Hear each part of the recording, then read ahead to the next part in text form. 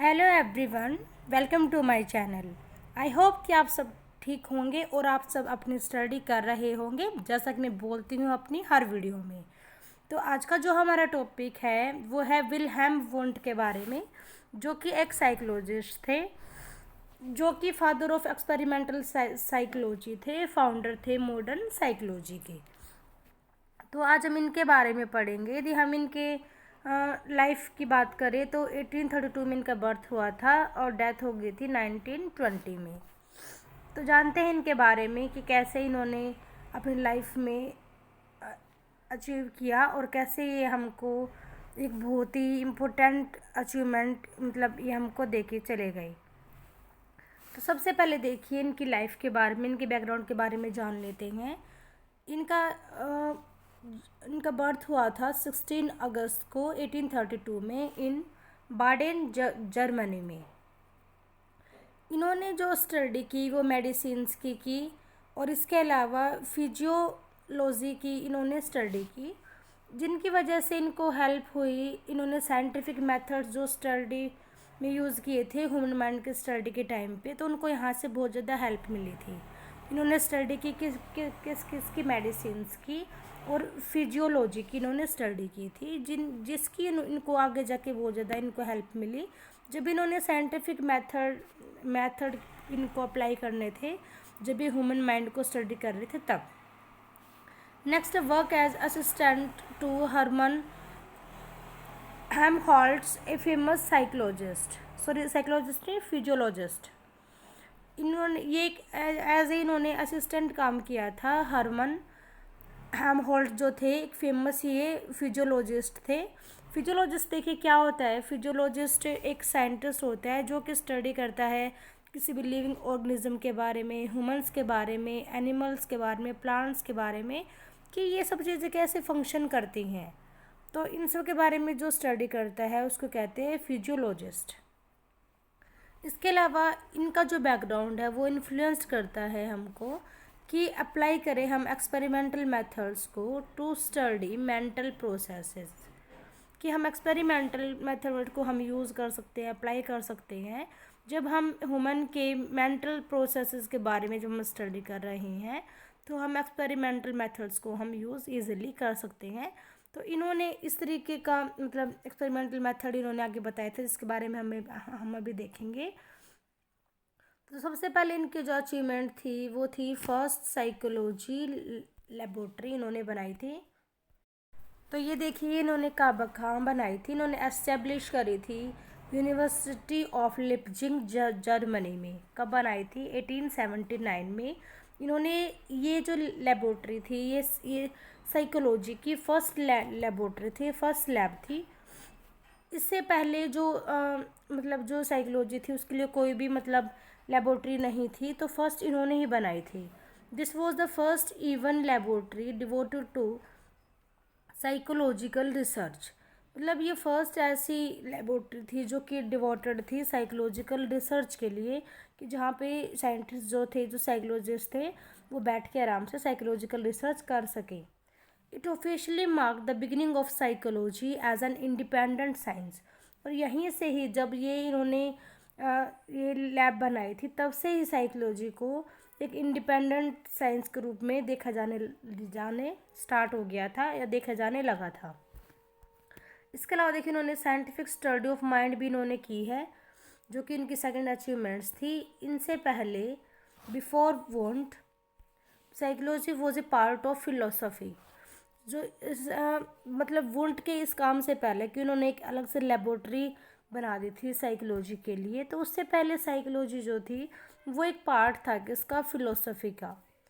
He made it separate scientific discipline. और इन्होंने ही एक अलग से साइकोलॉजी को साइंटिफिक डिसिप्लिन या कहीं अप्रोच कहें या फिर हम उसको एक अलग एरिया बोले, तो इन्होंने ही एक सेपरेट इसको एक पहचान दिलाई थी साइकोलॉजी को।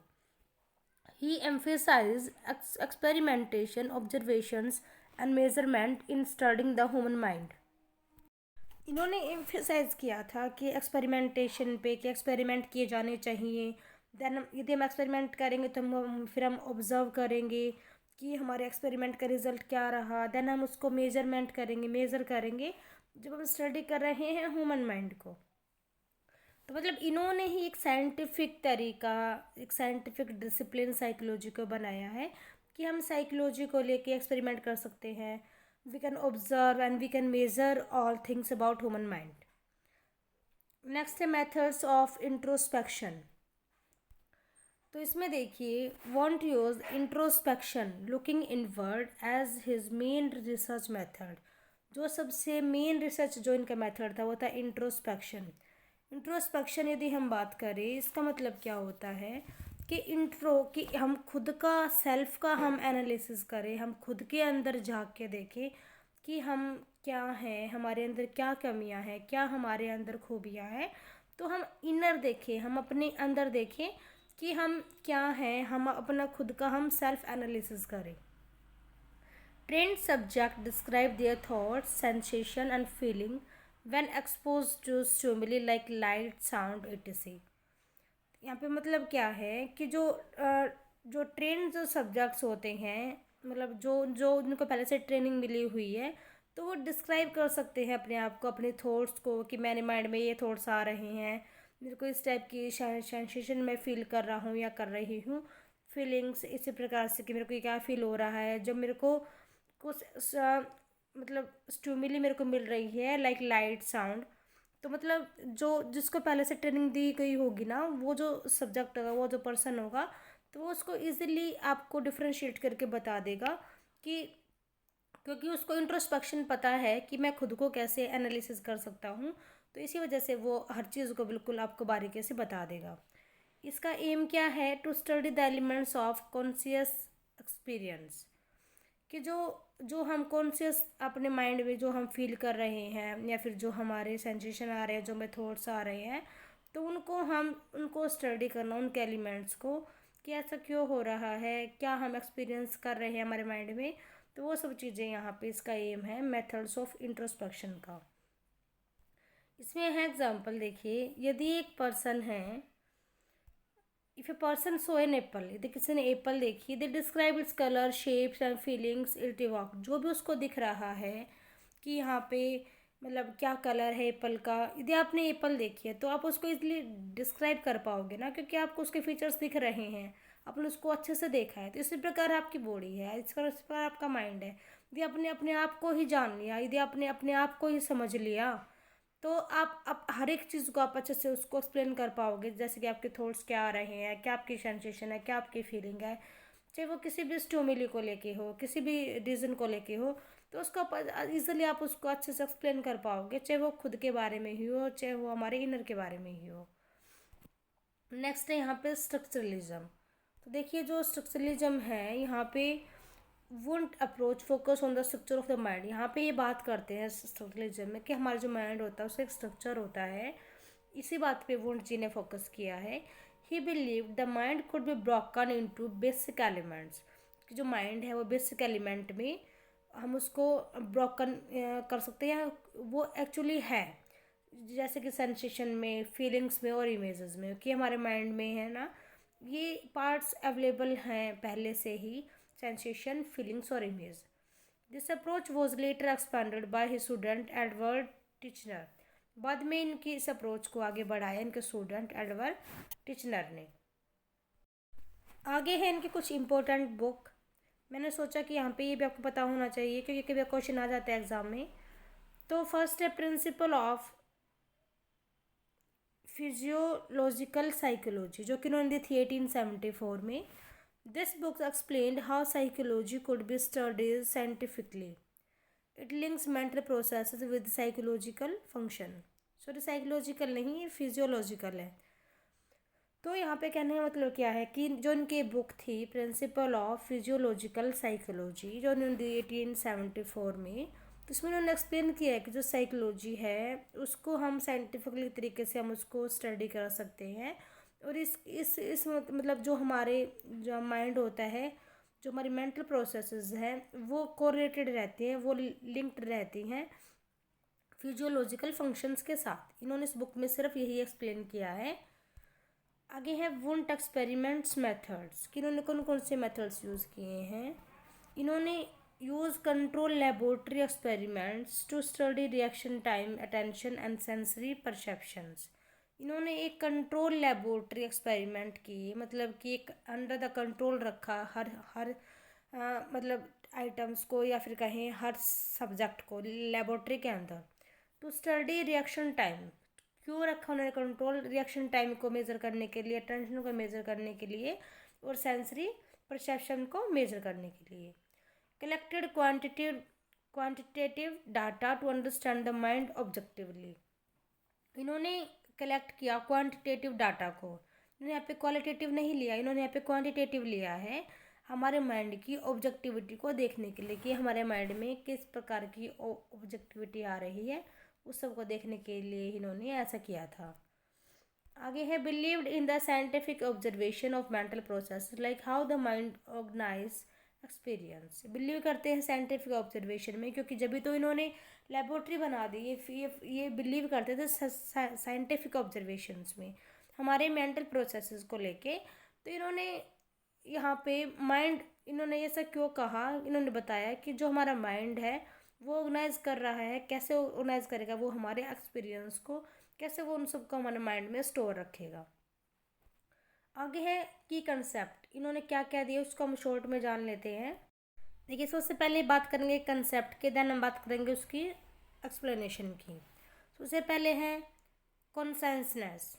तो इसमें क्या होता है? Awareness of one thoughts and experience, कि हम कितने अवेयर हैं, हमें हमारे अंदर कितनी कॉन्शियसनेस है हमारे थॉट्स को लेके, हमारे एक्सपीरियंस को लेके, तो वही होता है कॉन्शियसनेस। नेक्स्ट है इंट्रोस्पेक्शन, जो कि उन्होंने मेथड यूज़ किया था। इसमें क्या होता है? सेल्फ ऑब्जर्वेशन करेंगे हम, और रिपोर्टिंग ऑफ मेंटल एक्सपीरियंस को हम रिपोर्ट करेंगे। Next, elements of mind. Mind के एलिमेंट कौन कौन से होते हैं? सेंसेशन, इमेजेस और फीलिंग्स। तो मैं आपको इन शॉर्ट में दे रही हूँ ये जो उन्होंने कहा था। और इनका एम क्या था? इनकी aim of psychology to study the structure and content of consciousness, कि स्टडी करना माइंड के स्ट्रक्चर की और कंटेंट को जानना, कि जो कॉन्शियसनेस है हमारे माइंड की, उसका कंटेंट क्या है, माइंड में क्या क्या है। नेक्स्ट अप्रोच, इन्होंने अप्रोच कौन सी यूज़ की? इन्होंने क्या यूज़ की? एक्सपेरिमेंटल एंड सिस्टमेटिक अप्रोच इन्होंने यूज़ की थी। तो ये कुछ की कंसेप्ट हैं। आगे हम बात करते हैं इनके इम्पैक्ट और लेगेसी की। तो his work inspired future school of psychology. जो इनका वर्क था वो किससे रिलेटेड था, इंस्पायर्ड था? वो था स्कूल ऑफ साइकोलॉजी से, सॉरी। यदि हम बात करें स्पेशली ये स्ट्रक्चरलिज्म्स एंड फंक्शनलिज्म से ये इंस्पायर्ड था, जो इनका काम था। इन्होंने बात की ना, स्ट्रक्चरलिज्म के बारे में हमने पढ़ा था अभी, ये हमारे स्ट्रक्चर ऑफ माइंड के बारे में बात करते हैं, और फंक्शन के बारे में बात करते हैं कि कैसा जो हमारा कॉन्शियस माइंड है वो फंक्शन कर रहा है। Many psychologist such as Titchener, James and Ebbinghaus were influenced by his methods. और जो भी साइकोलॉजिस्ट थे उन्होंने भी इनका सपोर्ट किया था, वो बहुत इन्फ्लुएंस हुए थे इनके इस मेथड से, इंट्रोस्पेक्शन मेथड से, जो कि इन्होंने बहुत ही अच्छे तरीके से यूज़ किया था। Though introspection was later criticise as subjective. बाद में इसको थोड़ा सा क्रिटिसाइज भी किया गया, क्योंकि ये बहुत ज़्यादा सब्जेक्टिव था ना, इसी वजह से जो, लेकिन जो वो उसके एफर्ट्स थे वो उन्होंने लगातार मतलब जारी रखे, और उन्होंने फाउंडेशन फॉर एक्सपेरिमेंटल साइकोलॉजी, उन्होंने मतलब इसके लिए जो उनके एफर्ट्स थे वो लगातार उन्होंने कीप गोइंग रखे अपने एक्सपेरिमेंटल साइकोलॉजी के लिए। आगे है psychology begins to see an science of mind and behaviour, not just philosophy. कि इन्होंने जो काम किया उससे ये पता चलता है कि जो साइकोलॉजी है वो एक साइंस है माइंड की और बिहेवियर की, वो कोई फिलोसफी नहीं है। Psychology is the scientific study of mind and behaviour. Totally ये बात कहना चाहते थे विल्हेम वुंड जी। हम जानते हैं इनके बारे में थोड़ा सा इन शॉर्ट में। इनका जो फुल नेम था वो था विल्हेम मैक्समिलियन वुंड।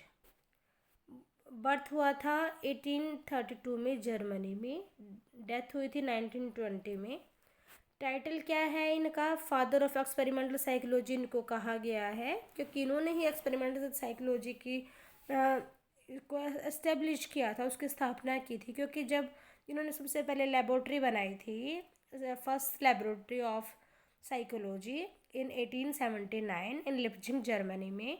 तो जबकि बाद ही इनको फादर ऑफ एक्सपेरिमेंटल साइकोलॉजी कहा जाने लगा। फर्स्ट लैब 1879 लिप्जिंग यूनिवर्सिटी, अभी बताया मैंने आपको। मेथड जो इन्होंने यूज़ किया वो यूज़ किया था इंट्रोस्पेक्शन मेथड। इंट्रोस्पेक्शन मैंने आपको बताया कि इंट्रोस्पेक्शन में क्या होता है। इंट्रोस्पेक्शन मेथड में हम सेल्फ एनालिसिस करते हैं, खुद को जानते हैं। स्कूल ऑफ थॉट जो इनका था वो था स्ट्रक्चरलिज्म। इसके साथ इन्होंने फंक्शनलिज्म पे भी बात की है। मेन जो बुक थी वो थी इनकी प्रिंसिपल ऑफ फिजियोलॉजिकल साइकोलॉजी 1874। इसमें कि उन्होंने बताया था ना कि हमारा जो माइंड होता है वो कैसे लिंक होता है हमारे मेंटल प्रोसेसेस और हमारी कॉन्शियसनेस के साथ। फोकस ये करते हैं structure of the conscious mind पे। इनका मेन जो फोकस था वो था कॉन्शियस माइंड, कि माइंड के जो हमारे जो कॉन्शियसनेस है उसमें क्या क्या आइटम्स रहते हैं, क्या क्या एलिमेंट्स रहते हैं, उसमें सेंसेशन, इमेजेस, फीलिंग्स, ये सब उसमें रहता है। तो हम बात करें इनके कंट्रीब्यूशन की, तो मेड साइकोलॉजी ए सेपरेट एक्सपेरिमेंटल साइंस। इन्होंने ही सिर्फ एक पर्सन विल्हेम वुंट ही थे जिन्होंने की साइकोलॉजी को एक सेपरेट सब्जेक्ट, सेपरेट अप्रोच के रूप में हमको उन्होंने ला के दिया, और एक्सपेरिमेंटल साइंस भी उन्होंने साइकोलॉजी को बना दिया था। तो यही था आज की वीडियो में, हमने जाना आज विलियम वुंट जी के बारे में। तो विलियम वुंट जो थे वो एक बहुत ही अच्छे साइकोलॉजिस्ट थे, जिनकी वजह से ही हम आज के दिन साइकोलॉजी को इतने अच्छे से जान पा रहे हैं, पढ़ पा रहे हैं, और हम एक्सपेरिमेंट कर पा रहे हैं, क्योंकि इन्होंने ही लेबोरेटरी सबसे पहले बनाई थी। उस लेबोरेटरी के बाद से ही साइकोलॉजी को एक न्यू डायरेक्शन मिल गई थी। तो आज हमने इनके बारे में ही पढ़ा है और इनकी अचीवमेंट्स को हमने जाना है, इनके हमने मतलब इन्होंने क्या सहयोग किया हमारी साइकोलॉजी की फील्ड में, तो वो सब हमने जाना। तो आई होप कि आपको समझ में आया होगा टॉपिक, और आपने अच्छे से समझ भी लिया होगा। यदि आपको कंटेंट अच्छा लग रहा है और आपकी वीडियो काम आ रही है तो प्लीज़ वीडियो को लाइक कीजिएगा, और जैसा कि मैं बोलती हूँ कि शेयर कीजिएगा ताकि सबकी हेल्प हो जाए, और मेरे चैनल को सब्सक्राइब कीजिएगा। Thanks everyone, thanks for watching my videos, bye bye.